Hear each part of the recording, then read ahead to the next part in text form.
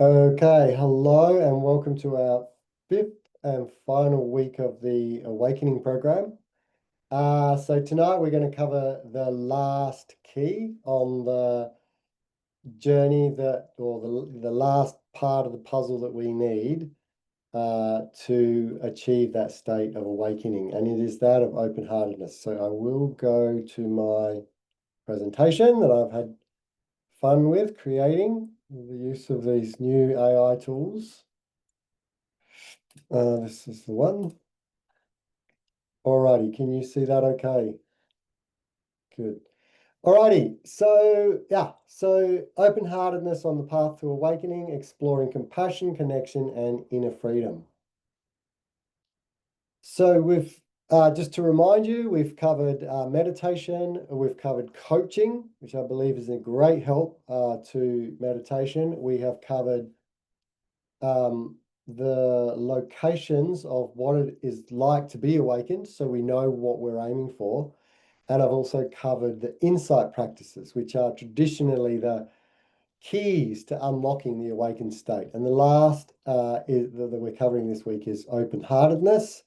So what is open-heartedness? Now, if I go forward a slide, the Sanskrit root metta, which is in Pali, or Maitri, which is in Sanskrit, refers to a sense of goodwill. It's translated as loving kindness. So I've got here open-heartedness because across the traditions, we have a lot of meditations on different things to do with open-heartedness, like love, compassion, generosity, patience. I also include in it things like joy, being joyous together, forgiveness, all of those good qualities that we recognize as, good qualities for a human being to have, altruistic qualities. These are all, in a way, part of being open-heartedness, being kind towards your fellow human beings, are helpful in the journey to, to awakening. And of course, some people say love, but I feel love can be a bit weighted by some people. There are many different ways people understand love. So I've opted for the word open-heartedness. It's just something which I think broadly categorizes all of those positive qualities that we have. And they're all important. So how does it help our meditation? I often ask this on retreat and try to get as many answers as I have. And you guys, if you've been on retreat, you'll remember that I've asked this, because it's not immediately obvious. Why do you have to forgive people? Why do you have to love people in order to be awakened? Well, I look at it from the other point of view. So as you meditate deeply and as you become awakened, you reduce this sense of self or ego clinging, and with it craving, because it's craving which creates unhappiness. And as you drop craving and drop this sense of ego-centeredness and drop this sense of self, we feel selfless. And more importantly, we feel interconnected. And when we feel interconnected, we can't help love others or we can't help wish the best for others as we would ourselves, because we see that others are a reflection or a part of ourselves. And so it goes without saying, if we wish the best for ourselves and we wish wellness for ourselves, then it automatically follows that we would definitely wish wellness on the rest of the universe, which includes all beings. And so love or kindness or compassion or any of those are emotions are actually a natural outcome of the meditation process as we lose a sense of self and become connected with the universe. So how does it help with meditation? Well, it actually already starts putting you in that mindset, if you like, that you will be in when you become a good meditator. So therefore, it empowers our meditation practice because it's bringing to mind the qualities that will unfold when we become a good meditator. And also it counteracts the actual very qualities, which are the negative ones: anger, jealousy, a sense of disassociation with other people, which actually block us in our meditation practice. So that's how it helps meditation. It took me a while to figure that out, but eventually I did, and then all the pieces just fell into place easily. Why does it matter on the spiritual journey? Well, again, the spiritual journey is about purifying the mind. We've talked so much about this in the last 4 keys, and this helps do exactly that. The positive emotions directly counter the negative emotions that we would normally have. So we can try to stop. Oh, I'm feeling anxious, I'm feeling depressed. Right, can I stop that? That's fine. But you can also anchor into gratitude, for example, and that'll actually counteract those negative emotions just as even better than trying to sort of work in therapy. So that's sort of my overarching introduction to why open-heartedness is important. And it's really not a very complex idea or complex thing to take on, much less complex than meditation and insight. So this presentation is going to be fairly short because it really doesn't require that much explanation. Just be nice to people, be kind, practice have been grateful, and it'll help. Um, so yeah, but just because it's a short presentation, just because it doesn't take a lot of intellectual understanding, doesn't mean that it's not as equal, as important as the others. In fact, I would say that there are definitely certain traditions. I think the Sufi tradition, in particular, the Rumi writings that I've seen, put so much emphasis on loving other beings that it can be like a shortcut. So it can help us awaken where all the other 4 keys aren't that strong. Just this one method. So it can be super, super powerful. Right. That being said, again, I've got this second slide, which just looks at the root, where it came from. So loving kindness basically has been around as long as, I guess, any sort of human philosophical ideas have been around. It's the word metta, which is one of the 4 Brahma Viharas or divine abodes, means loving kindness or friendliness or benevolence, being nice to people. Now, metta is it's actually the second divine abiding, the first being compassion, the second being metta, which is love. Compassion is karuna, and then joy is the third one, which is mudita, and the fourth one is ekagata, which means equanimity, which equanimity doesn't seem to be go initially when you first think about it. Equanimity doesn't seem to be a positive emotion. It just seems to be a neutral emotion. But the key about equanimity is, again, this sense of interconnectedness, and we're all the same. So that's why, equanimity is included in that. And actually, from the Buddhist tradition, they believe that these 4 divine abidings are places, are heavens in which you can go. So you can go to the heaven of karuna, the heaven of metta, the heaven of mudita, or the heaven of ekagata. I suppose anything that you can create in your mind can be a reflection out there. So it could be just that. I don't want to obviously get into that sort of area, but just to say that those are 4 keys that we would meditate on to help deliver us into this loving kindness type of attitude.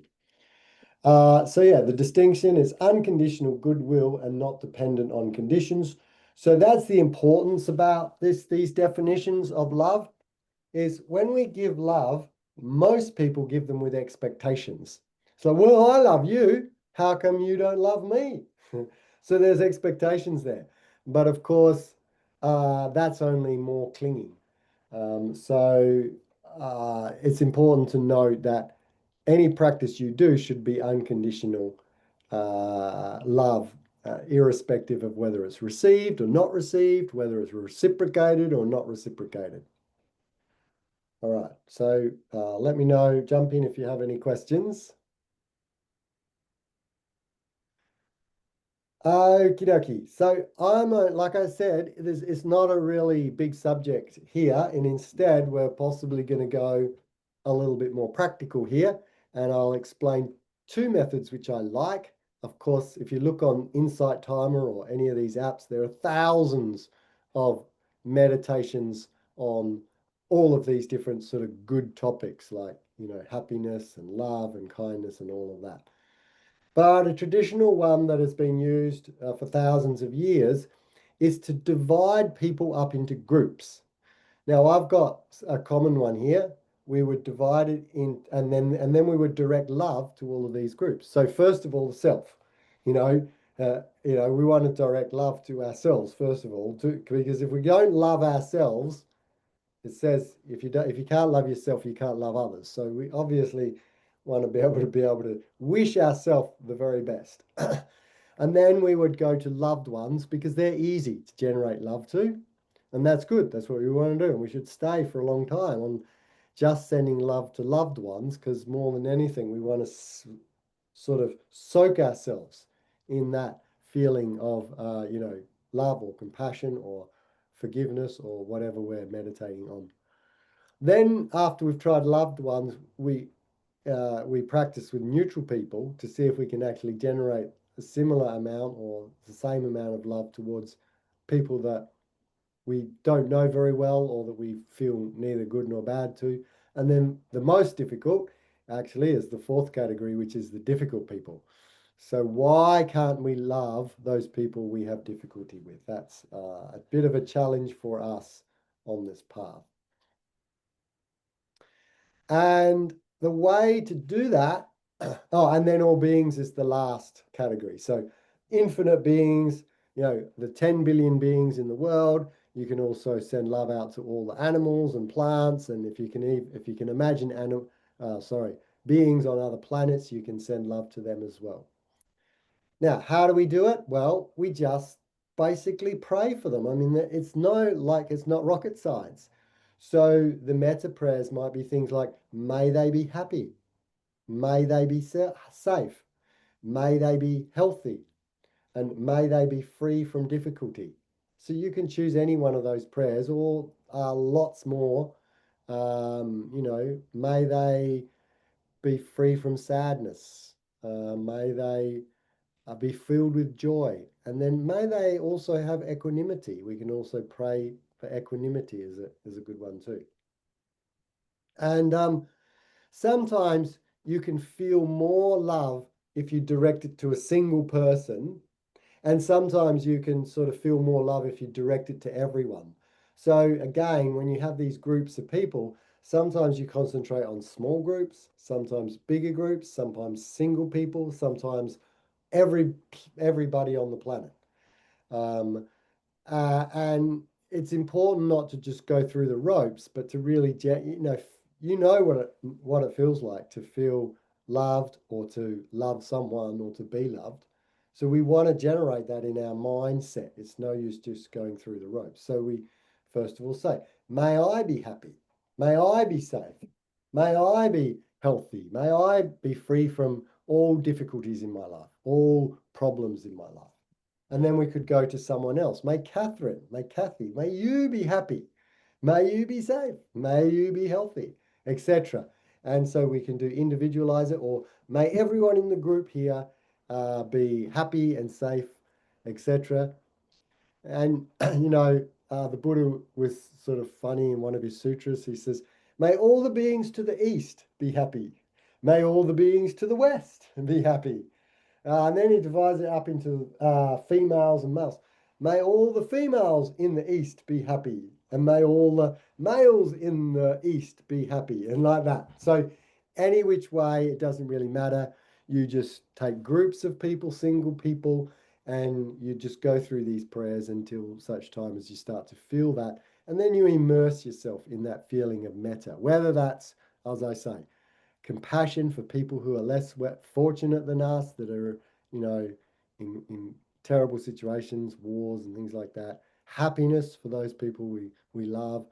Uh, sympathetic joy for people who seem to have everything. Maybe you know someone who seems to be really happy, and then you just sort of soak in that. I'm just so glad that they're so happy feeling.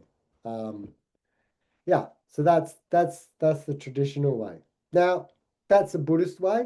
I thought what I would like to do is bring in another way, which is a bit more modern and from a different culture, which I really love. And I don't know if anyone's here heard of Hugh Len. He's a Hawaiian, and he takes his inspiration from the Ho'oponopono tradition of Hawaii. So the sacred Hawaiian religion, I guess you could say. Um, and he uncovers principles of self-responsibility and inner healing. And what I love about often these ancient traditions, so ancient traditions from like South America, from Central America, even the Aboriginal traditions and the Hawaiian tradition in this case, is often they will have very, very similar ways of looking at the world, deeply spiritual ways. And well, I think there's something in that. But anyway, so just to give you a background of Hugh Len, he used traditional healing rooted in the Hawaiian tradition. And he was quite famous. So he worked at the Hawaii State Hospital. And through his healing, he basically emptied a whole wing of the hospital. This is more in the mental illness area. So long-term patients who are there often in mental illness, and he would go in and work with them. And after a couple of years, there was no one left to work with. So I'm not going to go into that story. It's an amazing story. You're welcome to obviously research it and be inspired by what he was able to do with these prayers. And effectively, he was just praying on compassion. I'll get to the moment. But his idea again was everything you see is data. He talks about, if you see him talk, he talks, it's all data. It's all just data. It's coming in and it's just data for my mind. And he says, you are 100% responsible for your experience and reflecting your internal state. So, well, let me read this last one. He says, there's no free will. You always have the power of choice in how you respond. But the way, if you look at the videos, he basically sees that I am responsible for someone else having a bad reaction. So if I hear that Lisa is not doing so well, it's my responsibility because that data came into my mind, just as simple as that. And so because of that, he takes it upon himself to what he says, clean the data.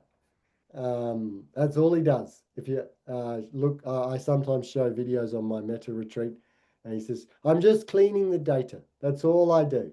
I clean the data, and then my life, and he's very, very happy. He would be what I would call an awakened being. So how does he clean the data? Well, he does it through the Ho'oponopono prayer. Has anyone heard of this prayer before? So yeah, several of you have. Okay, so it's pretty famous. So I've got my sort of Hawaiian style picture here. And the prayer is simply 4 lines. I'm sorry. Because he's taken on responsibility that if it appears in his senses, he is responsible. So if someone's hurt, if Michelle hurts Kylie, then I'm sorry because it's my fault because Kylie was hurt by Michelle. It's my fault because it came in as data to me. So it has to be me. So it is already there. It's deeply, you can see that he understands the interconnectedness of the universe. He is one with all the universe.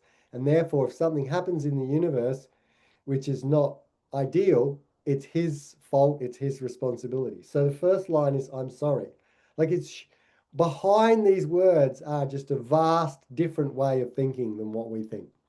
Please forgive me. So he's then asking for forgiveness. So I guess in the Hawaiian tradition, they also have this sort of higher idea of a higher spirit. So he's asking the higher spirit, I guess, for forgiveness because the data occurred to his mind. Then thank you. Thank you for showing me that data, and thank you for giving me the opportunity to clear that data, to clean that data, because that's what his journey is all about, is cleaning data. And then I love you. So falling into love with the universe, which is none other than basically himself, because he is one with all beings. And so there's a lot of deep thinking, but still people even with a kind of more surface idea of perhaps a belief system which is not as deep still can get huge benefits out of this. So I'm sorry, please forgive me, thank you, I love you. Yeah, so that's the Ho'oponopono prayer, and it's been used in the Hawaiian tradition for thousands of years, and it's so powerful it can empty a whole hospital wing of patients within a couple of years. Similar to metta, it clears obscurations and opens up the heart. Any questions? All right. So because this is a fairly short presentation, I thought instead of actually lecturing about it, open-heartedness is not really something you spend ages and ages lecturing about. It's more you just go, here's a technique, try it. If you can feel it in your system, then it's working for you. So I thought we'd do a 5-minute meditation on, on metta. I should have taken out optional activity. It's not optional at all. And see if it generates a sense of more peace within us. So notice how restless you are, how much the mind is, how restless it is. And we'll do this short reflection and see if afterwards the mind is more settled.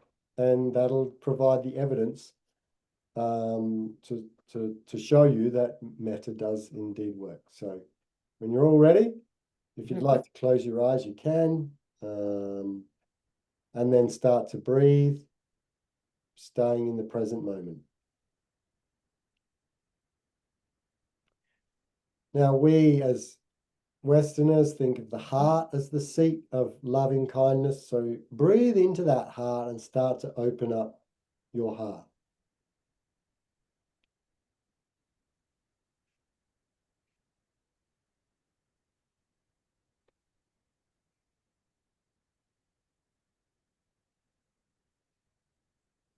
As you open up your heart, you may already start to feel more open and more content.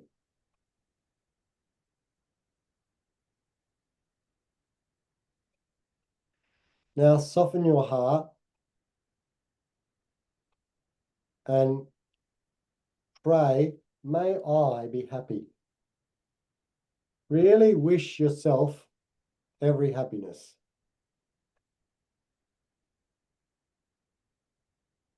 If you want, you can also add, may I be safe, may I be healthy, may I be free from harm, may I be free from difficulties. I truly wish that I could be happy and that I could one day reach awakening.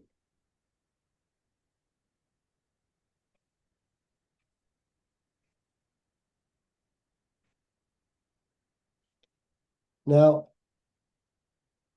breathe into your heart, open your heart, and imagine someone in front of you, someone that you love, or could be anyone. Choose a person and try projecting love to that single person. May you be happy.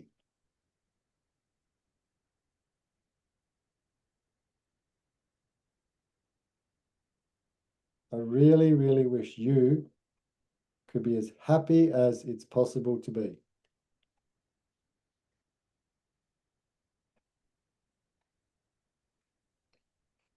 May you be awakened in whatever form you are happy with. We're not trying to push anyone, but may you become effectively happy and free of all suffering. May you be safe. May you be healthy. See if you can open your heart more by projecting it to a single person.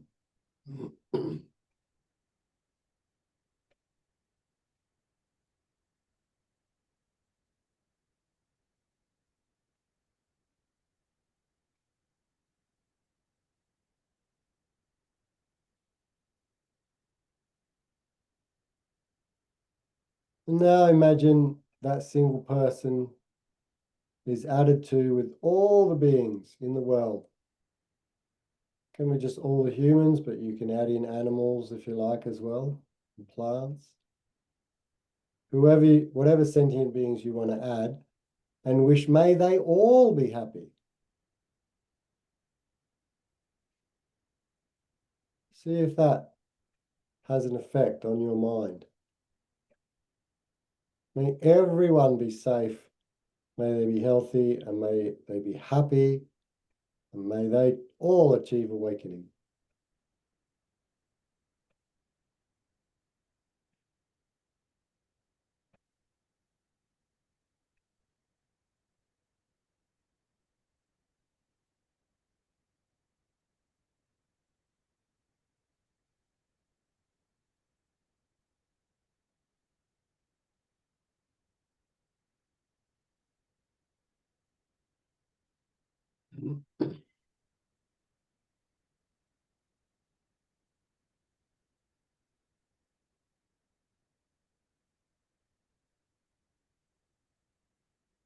And then knowing that there's difficulties in the world,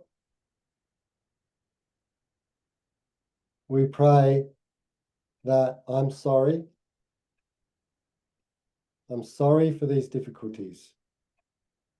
I realize that it is my responsibility that these difficulties exist in the world. I take it upon myself to work towards purifying them. So I'm sorry. Please forgive me.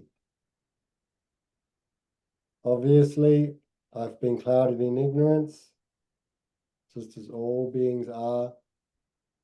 Please forgive me for my role in the difficulties in the world, which I'm taking responsibility for.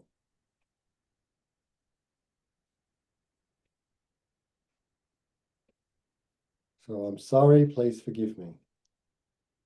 Thank you for this opportunity to take that responsibility and to finally own up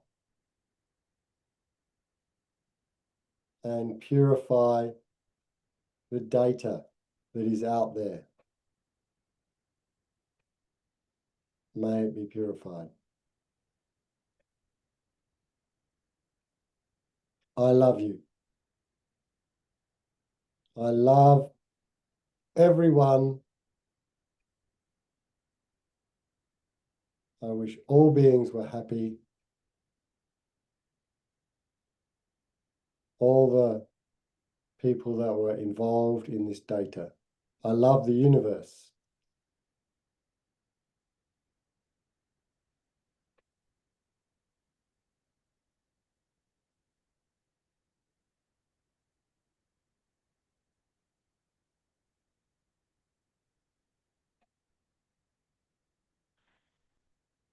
And now just soak in that goodwill of feeling and notice how settled the mind is. Is it more settled than when we started the meditation practice? So go ahead and open your eyes, and my guess is that you will be feeling calmer. So it does work.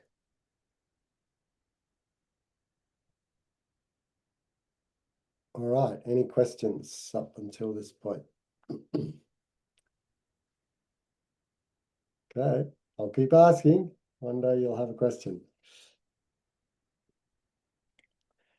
So conclusion is our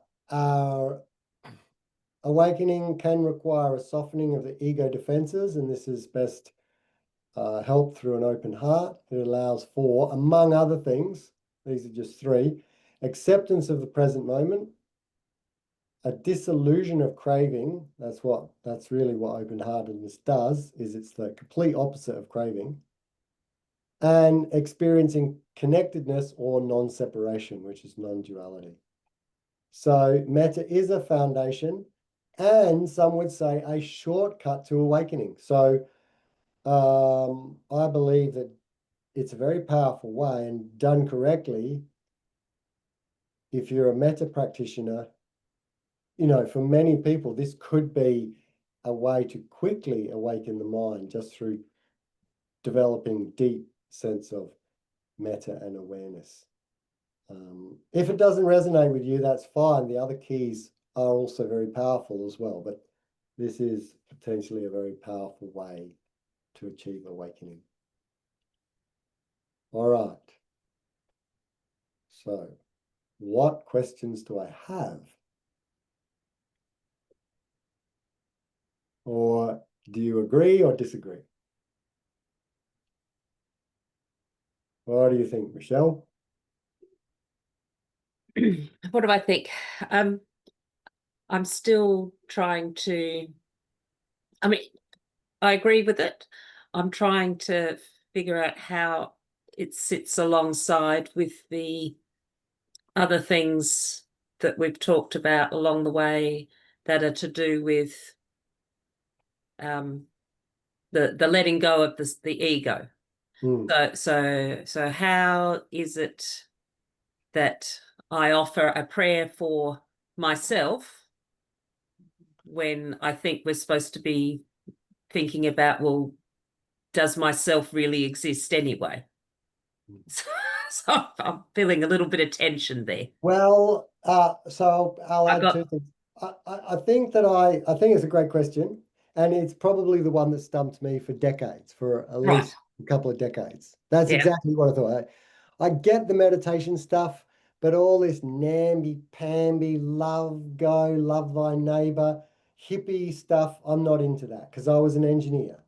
Right. And for a long time, I had the same, and I still like stuff to be logical. Now, it is logical for me. I can clearly see it. It's like the puzzles fit together perfectly. So one thing I could say is it did take me 20 years. And so maybe I'd say, you know, trust me, you know, for what it's worth, that it does fit together. It will fit together. You just got to do all the 5 keys, and eventually I can see now exactly how that just aligns with that and how it's really talking about the same thing. So that was the first point. And the second point is, I think I have actually sort of pretty much explained it throughout these 5 keys. So the answer is in what I've said. It's a matter of sort of going back and reviewing and yeah, just really asking that question to yourself, really. That's right. So this is where I've got to sit with this and just take my time in, you know, finding a way through it. Yeah. Yeah. Good. Yep. Hailey, you're unmuted. I don't know if you had a comment or a question. No comment. I'm probably the same. I'm still processing the information. I mean, I came in a little bit late too, so I'm just sort of putting it all into But I just felt that heart connection was really lovely. Just that I have done Hapono probably 8 years ago, and it's a lovely concept, I think. I feel Yeah, very calm. I mean, I rushed to get in here, so I'm feeling really good now. yeah, Yeah, yeah, yeah. yeah, But yeah. still, It's a yeah. I actually really love it. Same with you. I thought it was a bit way out there, but the more I listened to Hugh Len, and well, he's really captured something, and he's actually saying exactly what the other traditions say, but just from a slightly different way of explaining it, yeah. which may resonate for people. And that's the idea: is if one teacher doesn't explain it one way and you sort of don't get it, try it from another way, from literally another tradition on the other side of the planet. And hey, presto, it makes sense. But then you go back and you go, oh, I can see he was trying to get at the same point. Just this one resonated for me at the time, and now I can see it from all the different angles. Yeah. Okay, so I'm going to just give a sort of a summary, if you like, and then I do want to talk a little bit about the mentor program for you, but also for other people who might actually be watching this at a later date, because I'm planning that possibly if people are interested in doing the mentor program, I'll get them to watch this first. So, so just to summarize everything, I've sort of put out a call to awakening, if you like, and that call to awakening encompasses 3 foundations and 5 keys to a transformed life. The 3 foundations are what in Buddhism is called the 3 gems, but it can be found in all other traditions as well. And it just really, without these, you're just not going to go anywhere. So, and actually, this is true for anything. Like if you want to learn the piano, you need a good mentor that knows already how to play the piano. You need the teachings to say, press this button, then press that key, and then press this, blah, blah, blah, blah. And then you need someone to be supporting you. So no matter what you do in life, you always need these 3 foundations. And the spiritual life is no different and even more important. So the journey is built on 3 essential foundations that provide the stability and support: the mentor, the teachings, and the community, which we call Sangha. I quite like that, the Sangha. Buddha, Dharma, Sangha are the 3. And so once you have the 3 foundations, then what gets you there? Well, I believe there are 3 keys. There are probably more, but I think these 5, sorry, are are enough, more than enough. You probably don't even need all 5, but if you've got these 5, it will supercharge your path to awakening. The first is meditation, which we talked about on week 1. The second is coaching, which can really supercharge meditation by clearing away the obstacles as they come up. The next is the awakened state to give you a goal. So in NLP, we talk about, to make the fastest progress, we've got to know where we're going. If we want to go from here to Brisbane, so let's say, and we kind of know Brisbane is in sort of that direction, we might end up thousands of kilometers off track. But if we know what the awakened state feels like and is like, then we can sort of feel into the practices that we're doing and going, are we kind of getting closer to this goal or not? And then the insight practices, which are traditionally considered the actual keys, if you like, the most powerful keys. And then open-heartedness, which is a key in itself and can be as powerful. Well, it is as powerful, if not more powerful than the others, but certainly it can also help stabilize and supercharge all the keys. So we've talked about each of those 5 keys over the 5 weeks. The benefits of awakening: if you can totally eradicate craving from your mind. If there's no craving in your mind, then you will find these beautiful treasures at the end of the rainbow, incredible peace, sitting in meditation, feeling contentment, like the most incredible contentment you can hardly believe. With that contentment comes a sense of freedom, because when you discover that you've got everything inside of you, you don't need the perfect partner. You don't need, it's nice, of course, but you don't need them. You don't need lots of money. You don't need the perfect car. You don't even really need great food and all of that. You can survive on pretty basic stuff, and you've got more than you need inside you with that peace and contentment. So great freedom and joy comes out of those two. So when you're not deeply content, I've talked too much, then the joy arises. And all of that is also suffused with a sense of you found something that other people haven't found. And you found something which is beyond the mind. That's the thing, is it's beyond the thinking mind. You can't think about it. So when other people say, I think I found something, you know that they haven't found it, because just by the fact they said, I think. And that is amazing. And it's sacred. Because it's beyond words, it's sacred. And therefore, people give it names. They say, it's the divine, it's God, it's the higher self.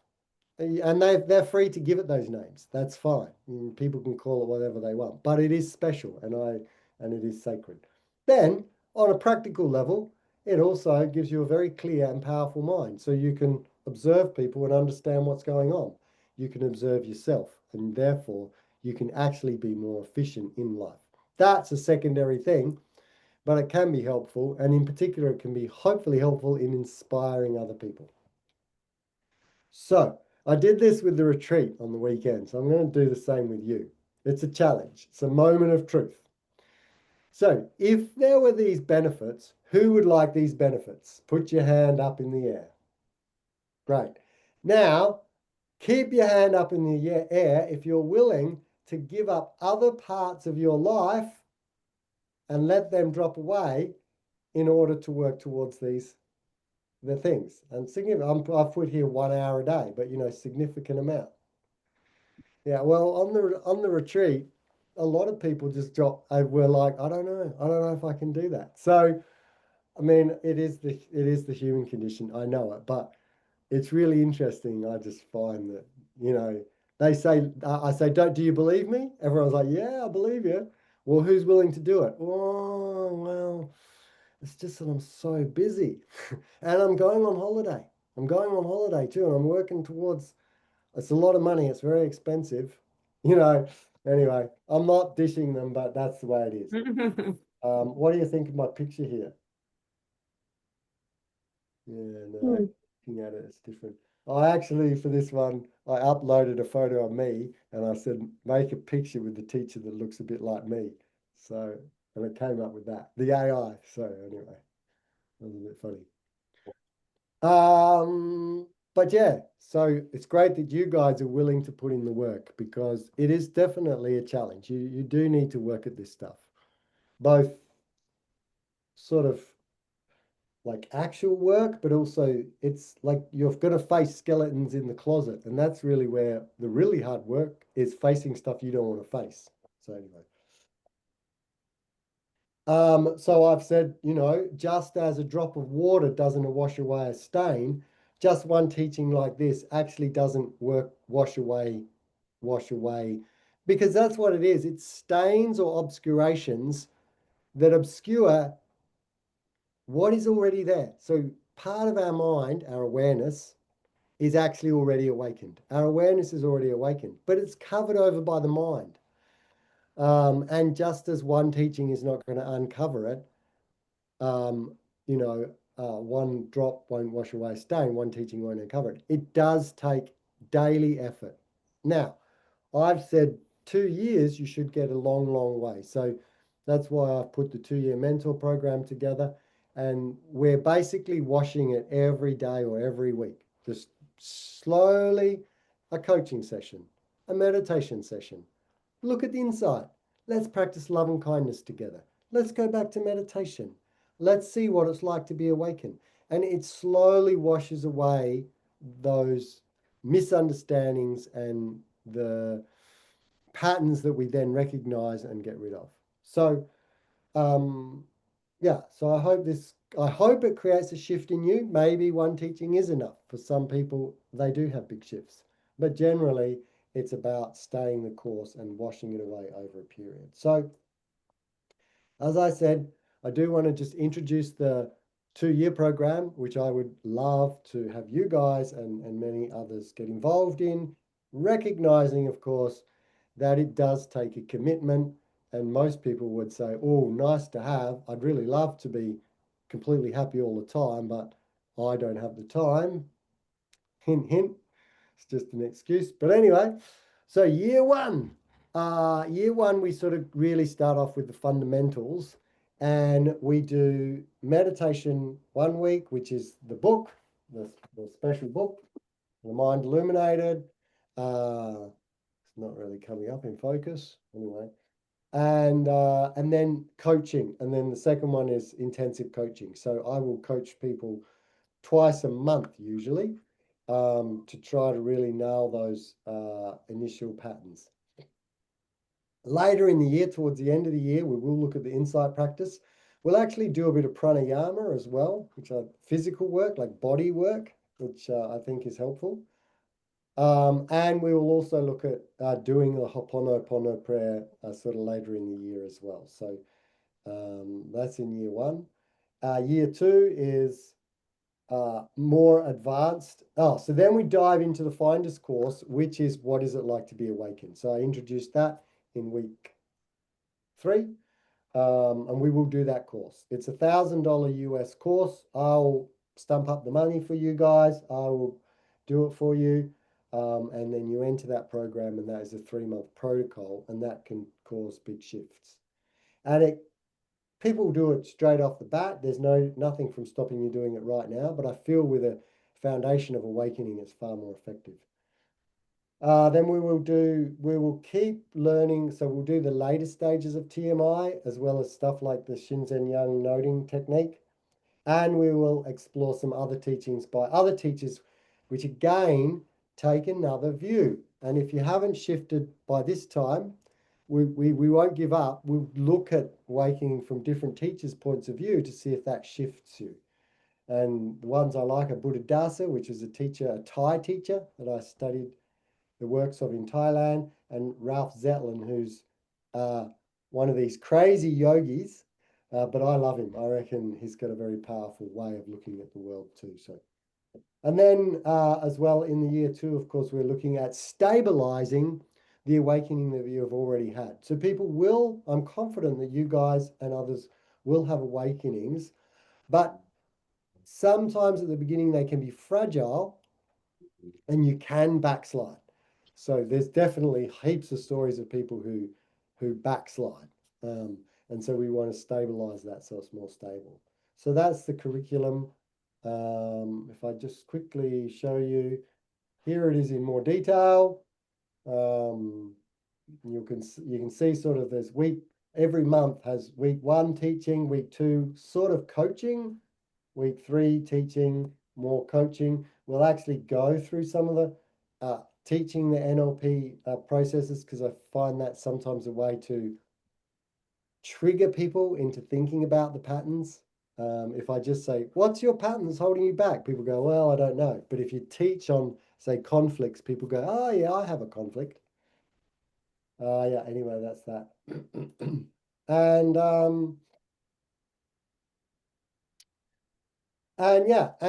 so I wanted to give you an idea of value. I'm doing it by donation, but it's significant. We're talking about 4 coaching sessions a month, every week. So every week there's a lesson for an hour to usually about an hour and a half after questions, similar to this one.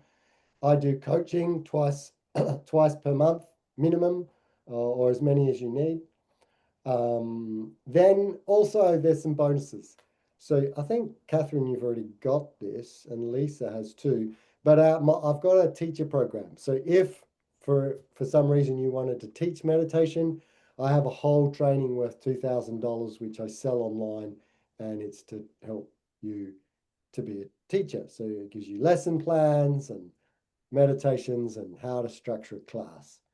The Finders course, as I say, I pay for that too. The NLP course is also free for you, not the in-person one, which we're doing in May, and I'm going to talk to Kylie about that next week. But yeah, the online one. Plus, I'm here. I think the biggest thing is with a lot of teachers, like if you study under Shinzen Young, he's a great teacher. I totally recommend him, but you can't really get access to him. So what's important about a teacher is that you can pick up the phone or whatever you pick up these days. And, you know, I'm here just a call away to assist with anything. And that can actually really fast track people's progress. Is this morning I got stuck on such and such. Then you don't have to wait for weeks until you get an email response back from maybe one of the other teachers that, you know, is far more famous than me, because I'm not very famous. So I get to work with you one-on-one. So I think there's a lot of value in there. But as I say, I would like as many people as possible to experience this. And I realize that, you know, different people have different budgets. And so really is, what is it worth to you to be awakened? And I'm happy with that. So final comments. So my original group, the Diamond Group, Kathy, Deb, Monique, and Ray, made some comments. Where is it? I think I've lost it.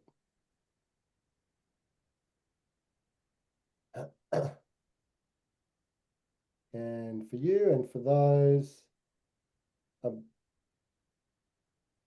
these are some of the people. What I was looking for. I've been looking for that all my life. Are committed, disciplined, and want what I want. And authentic. And authentic. Well, you know, I won't show Kathy Love. I'm all of 55. I'm a GP. And the journey has only just begun.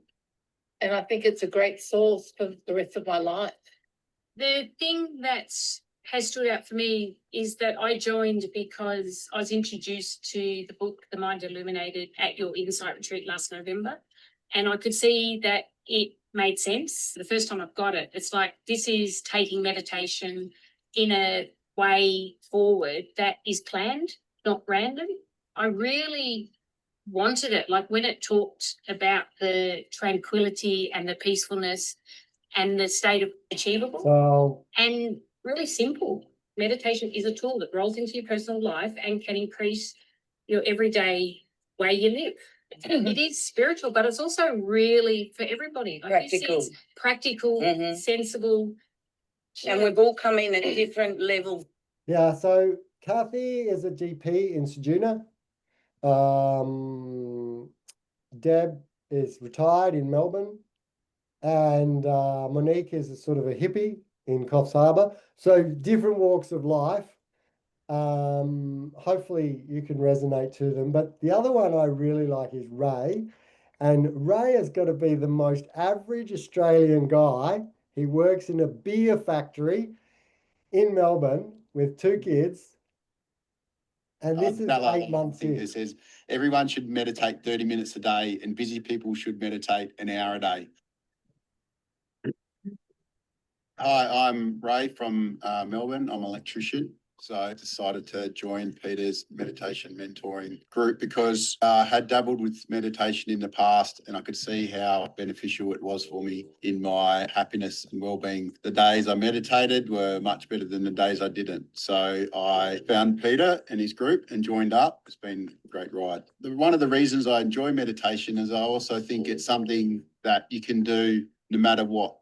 You don't need a special place. You don't need to go anywhere. You don't need to be fit. As long as you're aware, conscious, you can meditate. So my thoughts was this is something that I can use for the rest of my life until the day I die. I decided to take on a 2-year commitment because you can go so deep with it. It's a lot to learn, but also the benefits last a lifetime. It's something that I want to do for my whole life. So I've noticed definitely a much more steady state of calm day to day, much more less reactive at work, can handle stresses and situations better, not be reactive and yell at my kids so much. And I've definitely noticed an improvement.